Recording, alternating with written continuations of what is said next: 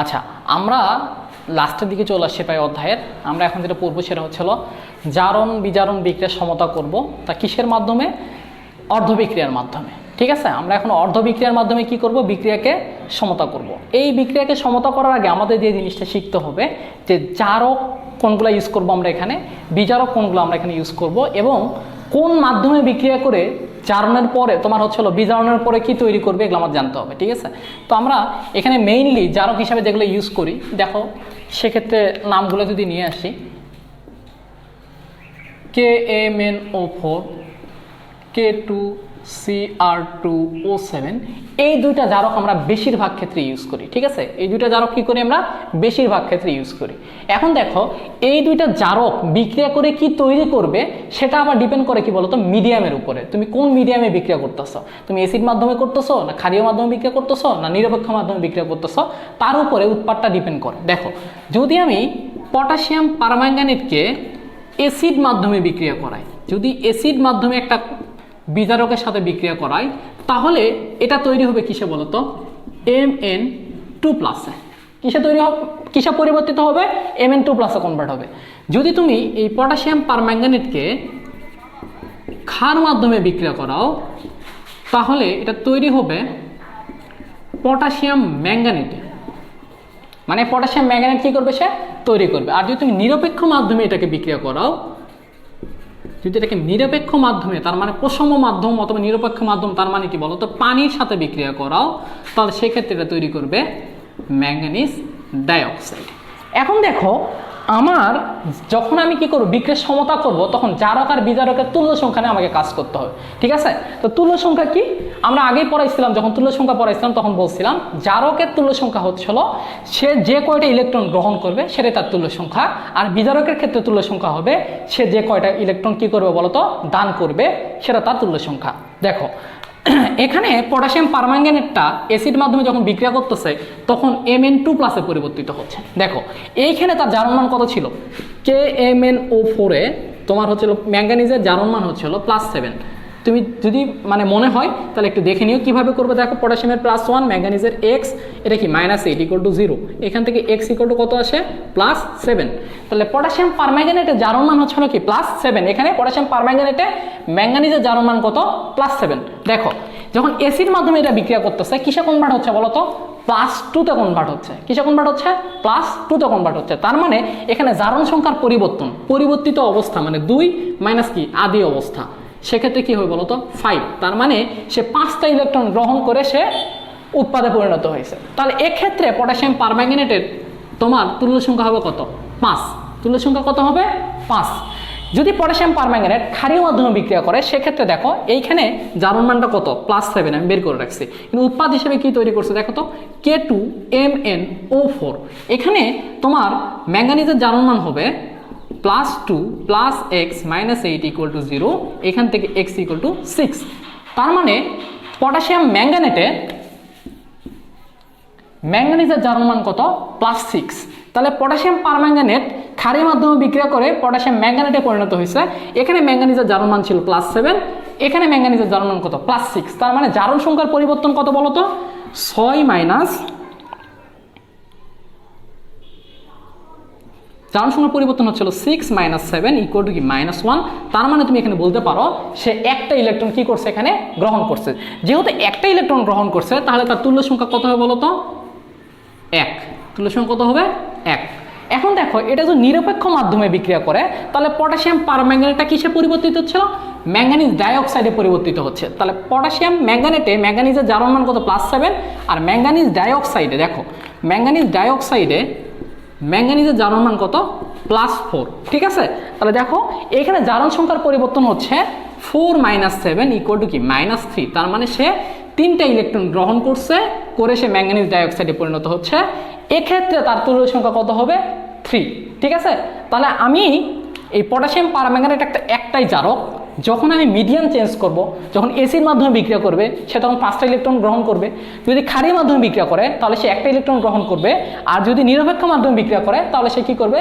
3টা ইলেকট্রন গ্রহণ করবে। ঠিক আছে, তার মানে যখন তুমি বিক্রিয়াগুলো সমতা করবা আগে দেখে নিবা যে বিক্রিয়াটা কোন মাধ্যমে হচ্ছে। ঠিক আছে, ওকে। পরবর্তীতে আচ্ছা, আমরা আগের ভিডিওতে তোমার পটাশিয়াম পার ম্যাঙ্গানেট নিয়ে আলোচনা করছি। এখন অন্যান্য যে জারকগুলো আমরা যখন বিক্রিয়া সমতাকরণ যখন দেখব, অন্যান্য যে জারকগুলো আসবে সেই জারকগুলো লিস্ট হচ্ছে এখানে। দেখো, এটা কি ছিল? পটাশিয়াম পার ম্যাঙ্গানেট। যদি এটা অ্যাসিড মাধ্যমে বিক্রিয়া করে, মাধ্যম হিসেবে যদি কি থাকে, অ্যাসিড থাকে, তাহলে সেক্ষেত্রে কী হবে দেখবো। দেখো, যদি অ্যাসিড মাধ্যমে বিক্রিয়া করে পটাশিয়াম পটাশিয়াম ডাইক্রোমেট, ঠিক আছে, এটা কি পটাশিয়াম ডাইক্রোমেট। যদি পটাশিয়াম ডাইক্রোমেট অ্যাসিড মাধ্যমে বিক্রিয়া করে, তাহলে তোমার ক্রোমিয়াম 3+ আয়ন তৈরি করবে, ঠিক আছে। দেখো, এখানে ক্রোমিয়াম কয়টা আছে? 2টা আছে, তাহলে এখানে কয়টা হবে? 2টা তৈরি হবে। দেখো, পটাশিয়াম ডাইক্রোমেটে ক্রোমিয়ামের জারণ মান +2 + 2x - 14, সেখান থেকে লেখা যায় যে x = 6, ঠিক আছে। আর এইখানে দেখো, যখন বিক্রিয়া করে ফেলছে তখন ক্রোমিয়াম 3+ পরিণত হচ্ছে। তার মানে সে জারণ সংখ্যার মানের পরিবর্তন এখানে কত হচ্ছে? শেষ অবস্থা মাইনাস আদি অবস্থা। শেষ অবস্থায় জারণ মান ছিল +3, আদি অবস্থায় জারণ মান ছিল +6, শেষ অবস্থা মাইনাস আদি অবস্থা, তার মানে কি -3।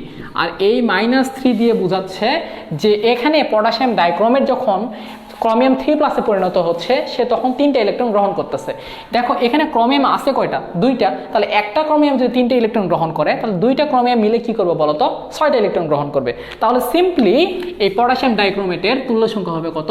6, ঠিক আছে, যেহেতু সে 6টা ইলেকট্রন গ্রহণ করে ক্রোমিয়াম 3+ পরিণত হচ্ছে। পরে যেটা আছে দেখো, এটা হচ্ছে হলো হ্যালেট, ঠিক আছে। এটা কি? হ্যালেট। পটাশিয়াম এক্স দিয়ে কি বোঝাচ্ছে জানো? এক্স দিয়ে বোঝাচ্ছে হলো হ্যালোজেন। এক্স দিয়ে বোঝাচ্ছে হ্যালোজেন। এক্ষেত্রে ওই যৌগটা কেমন হতে পারে? দেখো, KBrO3 হতে পারে, KiO3 হতে পারে, আরও হতে পারে। আমি সিম্পলি দুটো দেখাই দিলাম, ঠিক আছে। এক কথায় এটা হচ্ছে পটাশিয়াম হ্যালেট। এই হ্যালেটটা যখন অ্যাসিড মাধ্যমে বিক্রিয়া করবে, তখন সে কি করবে জানো? হ্যালাইড আয়ন তৈরি করবে। কি করবে? হ্যালাইড আয়ন তৈরি করবে। দেখো, এই হ্যালেটে তোমার হ্যালোজেনের তুল্য সংখ্যাটা কত একটু বের করার ট্রাই করি আমরা। দেখো, KXO3, দ্যাট মিনস এটা কি +1, এটার তুল্য সংখ্যা আমি ধরলাম কি x, এটা কি -6 = 0, এখান থেকে আসে x = কত? 5। তার মানে এই হ্যালেটে হ্যালোজেনের জারণ মান কত? +5। আর যখন সে বিক্রিয়া করছে অ্যাসিড মাধ্যমে, তখন সে কিসে পরিণত হয়েছে? হ্যালাইড আয়নে পরিণত হয়েছে। তার মানে শেষ অবস্থায় জারণ মান কত ছিল? দেখো, শেষ অবস্থায় জারণ মান ছিল -1, আর আদি অবস্থায় জারণ মান ছিল কত? +5। তাহলে -1 - 5, দ্যাট মিনস -6। এই হ্যালেটটা অ্যাসিড মাধ্যমে কি করে বলো তো? হ্যালাইড আয়নে পরিণত হওয়ার জন্য সে 6টা ইলেকট্রন গ্রহণ করে। তাহলে এই হ্যালেট যৌগগুলার জারক হিসাবে যখন ইউজ করবে তুমি, তখন তার তুল্য সংখ্যা হবে কত? 6। দেখো, এই যে হ্যালোজেন যদি অ্যাসিড মাধ্যমে বিক্রিয়া করে, ঠিক আছে, এই হ্যালোজেনগুলো জারক হিসেবে যদি ইউজ করো, যদি অ্যাসিড মাধ্যমে বিক্রিয়া করে, সে কি করবে বলো তো? হ্যালাইড আয়নে পরিণত হবে। হ্যালাইড আয়নে পরিণত হবে। তার মানে কি? দেখো, হ্যালোজেনটা হ্যালাইড আয়নে পরিণত হচ্ছে। হ্যালোজেনটা যখন এই অবস্থায় ছিল, তখন হ্যালোজেনের জারণ মান ছিল কত? 0। কিন্তু এখানে হ্যালাইডে যখন পরিণত হয়েছে, তখন জারণ মান কত? -1। তাহলে 0 থেকে -1, তার মানে একটা ইলেকট্রন সে কি করছে? গ্রহণ করছে। কিন্তু এখানে হ্যালোজেন পরমাণু ছিল কয়টা? 2টা। দ্যাট মিনস তাহলে একটা পরমাণু যদি একটা ইলেকট্রন গ্রহণ করে, 2টা পরমাণু মিলে কয়টা ইলেকট্রন গ্রহণ করবে? 2টা ইলেকট্রন গ্রহণ করবে। তাহলে এইখানে সে 2টা ইলেকট্রন গ্রহণ করায় হ্যালোজেনের তুল্য সংখ্যা হবে 2, ঠিক আছে। এখন দেখো, এই যে ইন্টারেস্টিং একটা যৌগ এখানে আছে, সেটা কি? Hydrogen peroxide. হাইড্রোজেন পারক্সাইডকে তুমি জারক হিসাবে ইউজ করতে পারো, আবার বিজারক হিসাবে কি করতে পারো? ইউজ করতে পারো। দেখো, যদি এটাকে তুমি অ্যাসিড মাধ্যমে জারক হিসাবে ইউজ করো, তাহলে সেক্ষেত্রে তুমি পাবা কি? অক্সাইড আয়ন পাবা। সেক্ষেত্রে কি পাবা তুমি? অক্সাইড আয়ন পাবা। আর যদি এটাকে বিজারক হিসাবে ইউজ করো, তাহলে পরবর্তীতে দেখাচ্ছি, তা বলে দেই, বিজারক হিসেবে ইউজ করলে তুমি অক্সিজেন পাবা। দেখো, এখানে এই পারক্সাইডটা অক্সাইড আয়নে পরিণত হয়েছে। এখানে খেয়াল করে দেখি আমরা, এখানে তোমার পারক্সাইডে অক্সিজেনের জারণ মান কত বলো তো? -1। অক্সিজেনের জারণ মান কত? -1। যখন আমি জারণ সংখ্যা পড়িয়েছিলাম, তখন বলে দিছি যে পারক্সাইডে অক্সিজেনের জারণ মান কত? -1। দেখো, আর অক্সাইডে অক্সিজেনের জারণ মান কত? -2। অক্সাইডে তোমার হচ্ছে অক্সিজেনের জারণ মান কত? -2। তাহলে এখানে পরিবর্তন কত বলো তো? জারণ মানের পরিবর্তন হয়েছে -2 -1, তার মানে কি? মাইনাসে মাইনাসে কি হয়ে গেছে বলতো? প্লাস হয়েছে। তাহলে এখানে পরিবর্তন হয়েছে কত বলতো? 1। তার মানে এখানে জারণ মানের পরিবর্তন হয়েছে -1। যেহেতু একটা অক্সিজেন পরমাণু থেকে জারণ মানের পরিবর্তন -1, তাহলে যেহেতু এখানে দুইটা অক্সিজেন পরমাণু আছে সেহেতু এখানে তোমার জারণ মানের পরিবর্তন হবে -2। তার মানে দুইটা ইলেকট্রন সে কি করবে বলতো, গ্রহণ করবে। এক্ষেত্রে হাইড্রোজেন পারঅক্সাইডের তোমার তুল্য সংখ্যা হবে কত, 2। তাহলে মোটামুটি যে জারকগুলো আমরা ইউজ করব এখানে সবগুলো জারকের কি করছি, তুল্য সংখ্যাটা আমরা অলরেডি বের করে ফেলছি। আর বিক্রিয়ার পরে কি হিসেবে মানে কি তৈরি করবে সেটা আমরা কি করছি দেখে ফেলছি। এখন আমরা দেখব কি বিজারকের অবস্থাগুলো। আচ্ছা, আমরা এখন এই যে বিজারকগুলো নিয়ে আলোচনা করব, ঠিক আছে। যে বিজারকগুলো যখন এসিড মাধ্যমে জারকের সাথে বিক্রিয়া করবে তখন তারা পরিবর্তিত হয়ে কিসে পরিবর্তিত হবে সেটাকে দেখার ট্রাই করব। আর এক্ষেত্রে তারা কয়টা ইলেকট্রন কি করবে বলতো, দান করবে। এক কথায় এক মোল বিজারক থেকে যে কয়টা ইলেকট্রন সে কি করবে বলতো, দান করবে, সেটাই হবে কি তার তুল্য সংখ্যা, ঠিক আছে। দেখো প্রথমে যেটা আছে ফেরাস আয়ন। তো ফেরাস আয়ন মানে কি বলতো, এখানে অক্সিজেনের জারণ অবস্থা কত, +2। আর আমরা আয়রনের জারণ অবস্থা কত, +2। আর আমরা জানি যে তোমার হচ্ছিল আয়রনের জারণ অবস্থা সর্বোচ্চ কত হতে পারে, +3 হতে পারে। তার মানে এই ফেরাসটা আরও একটা ইলেকট্রন কি করতে পারে, দান করতে পারে। সে যদি একটা ইলেকট্রন দান করে তাহলে সে কিসে পরিণত হয়, ফেরিক আয়নে পরিণত হয়। তাহলে দেখো ফেরাস থেকে যখন ফেরিক হয়েছে তখন ইলেকট্রন দান করছে কয়টা, একটা। তাহলে এই ফেরাস আয়নের বা ফেরাস যতগুলো যৌগ থাকবে যার মানে বিজারক হিসাবে তাদের তুল্য সংখ্যা কত হবে, 1, ঠিক আছে। পরে দেখো হাইড্রোজেন সালফাইড, পরে কি আছে এখানে, হাইড্রোজেন সালফাইড। দেখো হাইড্রোজেন সালফাইড আমি কি করব, জাস্ট এখানে এই যে তোমার হচ্ছিল কি, এই যে দর্শক আয়ন যার হচ্ছিল তুল্য মানে জারণ মানে কোনো পরিবর্তন হয় না বিক্রিয়ায়, সেটা বাদ দিয়ে যদি লিখি তাহলে আলটিমেটলি কি বলতো, সালফাইড আয়ন না। এই সালফাইড আয়নটা তোমার হচ্ছিল এসিড মাধ্যমে জারকের সাথে বিক্রিয়া করে কিসে পরিণত হয়, সালফারে পরিণত হয়।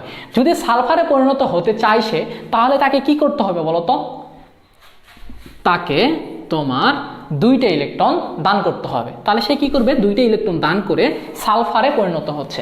যেহেতু হাইড্রোজেন সালফাইডটা বিক্রিয়ার সময় দুইটা ইলেকট্রন দান করে সালফারে পরিণত হচ্ছে, তাহলে এই হাইড্রোজেন সালফাইডের তুল্য সংখ্যা কত হবে বলতো, 2 হবে। দেখো পরে আছে কি হ্যালাইড। এই হ্যালাইডটা আসলে কি আকারে থাকে, মানে একটা লবণ আকারে থাকে। যেমন ধরো তোমরা ওই যে আয়োডিমিত্রির সময় দেখছিলা, দেখো একটা হ্যালাইড তোমরা আয়োডোমিত্রির সময় দেখছিলা, সেটা কি ছিল, একটা হ্যালাইড লবণ ছিল কি, পটাশিয়াম আয়োডাইড, ঠিক আছে। এখানে দেখো যদি আমি এখানে এটা কি বলতো, দর্শক আয়ন বাদ দিলে কি থাকতো বলতো, এই যে হ্যালাইড, এটাই হলো কি, দেখো তো এখানে X আকারে লেখা হয়েছে, বুঝতে পারছো আশা করি। এইগুলা যখন বিজারক হিসেবে থাকবে, এগুলো কি করবে বলতো, বিজারক হিসেবে যখন থাকবে সে কি করবে, এই একটা ইলেকট্রন তার কাছে যেটা আছে সে একটা ইলেকট্রন মানে ত্যাগ করে হ্যালোজেন পরমাণুতে পরিণত হবে। তার মানে হ্যালাইড আয়ন একটা ইলেকট্রন ত্যাগ করে কি হবে, হ্যালোজেন পরমাণুতে পরিণত হবে। যেহেতু হ্যালাইড আয়নটা একটা মাত্র ইলেকট্রন ত্যাগ করতে পারতেছে, সেহেতু এটার তুল্য সংখ্যা কত হবে বলতো, 1।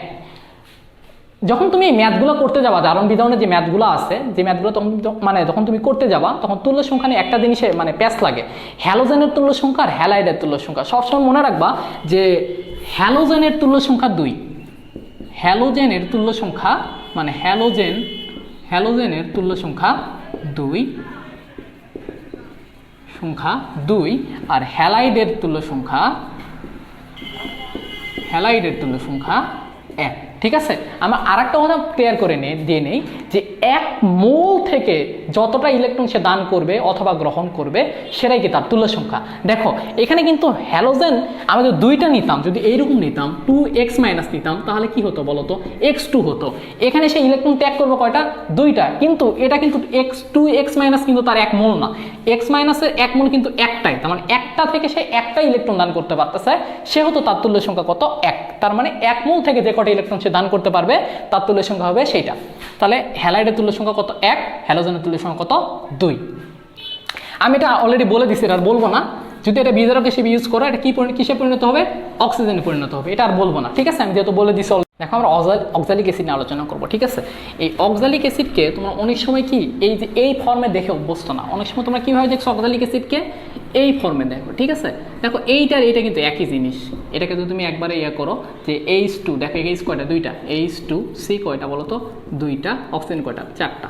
দেখো এই ফর্মে লিখলে এটাই আসে, ঠিক আছে। তার মানে এটা কনফিউজ হওয়ার দরকার নাই যে ভাই এটা কেমন অক্সালিক অ্যাসিড। দেখো অক্সালিক অ্যাসিড কেমন আমি দেখাই দিছি। এই অক্সালিক অ্যাসিডকে তুমি যদি বিজারক হিসেবে ইউজ করো আর যদি অ্যাসিড মাধ্যমে বিক্রিয়া ঘটায়, তাহলে এই অক্সালিক অ্যাসিডটা কিসে পরিণত হবে বলো তো, কার্বন ডাইঅক্সাইডে পরিণত হবে। তো কার্বন ডাইঅক্সাইডে পরিণত যদি হয়, এখানে কার্বন ছিল কয়টা? 2টা, তাহলে এখানে 2 দিবা তুমি। এখন দেখো অক্সালিক অ্যাসিডে কার্বনের জারণ মানটা বের করা ট্রাই করি আমরা। অক্সালিক অ্যাসিডে কার্বনের জারণ মান যদি বের করি +2 - 8 = 0, এখান থেকে আসে x = 3। তার মানে অক্সালিক অ্যাসিডে কার্বনের জারণ মান ছিল কত? +3। আর কার্বন ডাইঅক্সাইডে জারণ মান ছিল এটা -4 যদি হয়, এটাকে অবশ্যই +4। দেখো তাহলে আমার কার্বন ডাইঅক্সাইডে কার্বনের জারণ মান ছিল কত? +4। তাহলে এখানে দেখি আমরা যে জারণ মানের পরিবর্তন হয়েছে কতটুকু। শেষ অবস্থা মানে কি +4 মাইনাস আদি অবস্থা, তার মানে জারণ মানের পরিবর্তন হয়েছে কয়টা বলতো? একটা। কিন্তু এখানে কার্বন ছিল কয়টা বলতো? 2টা। একটা কার্বনের যদি জারণ সংখ্যার পরিবর্তন 1 হয়, তাহলে 2টা কার্বনের জন্য জারণ সংখ্যার পরিবর্তন হবে কত? 2টা।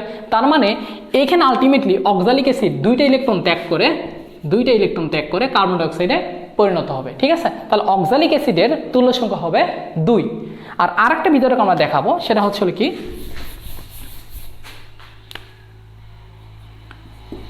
Na2S2O3।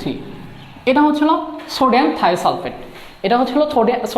থায়োসালফেট। আমরা যখন আয়োডিমিতি দেখছিলাম, তখন আমরা কি করছিলাম বলতো? একটা অজানা বিজারকের তোমার হচ্ছিল ঘনমাত্রা বের করতেছিলাম আয়োডিনের সাপেক্ষে। সেই অজানা বিজারক হিসেবে সবসময় প্রায় এটাই থাকতো। ঠিক আছে, এটা হলো সোডিয়াম থায়োসালফেট। দেখো এই সোডিয়াম থায়োসালফেট যখন বিজারক হিসেবে থাকবে, তখন অ্যাসিড মাধ্যমে বিক্রিয়ার ফলে সোডিয়াম টেট্রাথায়োনেটে পরিণত হবে। সোডিয়াম কিসে পরিণত হবে? টেট্রাথায়োনেটে পরিণত হবে। তাহলে দেখো এইখানে তোমার এনটা কি?